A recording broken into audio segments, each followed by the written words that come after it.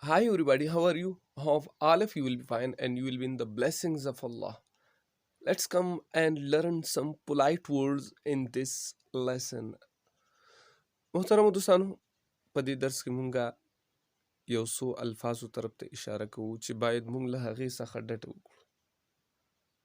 اولې د دې وجې نه چې دا الفاظ په خلکو باندې ښه نه لګیږي او دا یو قسم حکم چې دی منل کیږي، نو د دې وجې نه مونږ باید چاته حکم ونکړو او له خلکو څخه التماس او غوښتنه وکړو. مثال په طور که مونږ چاته وایي چې انتظار وکړه، نو باید داسې ونه وایي چې ویټ معنا انتظار وکړه او دا یو حکم دی، بلکې د دې په ځای باندې مونږ باید د هغه څخه التماس او غوښتنه وکړو چې کین یو هولډ پلیز، معنا دا چې مهرباني وکړئ انتظار کولی شئ. کین یو هولډ پلیز، مهرباني وکړئ انتظار کولی شئ. دغه رنګې که موږ له یو چا څخه څه غواړو نو باید له حکم څخه ډډه وکړو.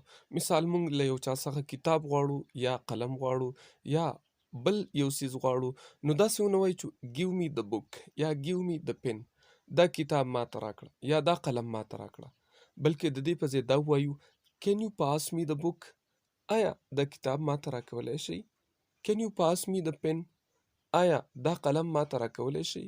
باید په مهذب الفاظو سره له هغه څخه غوښتنه وکړو.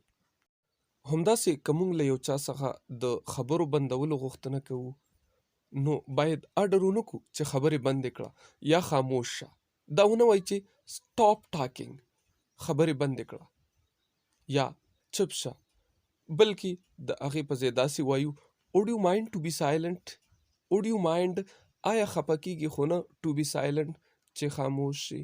would you mind to be silent، خفه کیږي خو نه چې خاموش شي. دغه رنګې که یو څوک له موږ څخه غوښتنه او التماس وکړي چې آیا دا کار زما دپاره کولی شي، نو باید موږ په جواب کې نو ونه وایو، ځکه په نو سره د انسان زړه خفه کیږي. مثال په طور یو کس موږ څخه التماس او غوښتنه وکړي چې آیا ته زما سفارش کولی شي، نو باید موږ دا ونه وایو چې نو، نه، بلکې د دې په ځای وایو I'm afraid، ویریږم، I can't، نشم کولی، I'm afraid I can't، زه ویریږم، زه یې نشم کولی.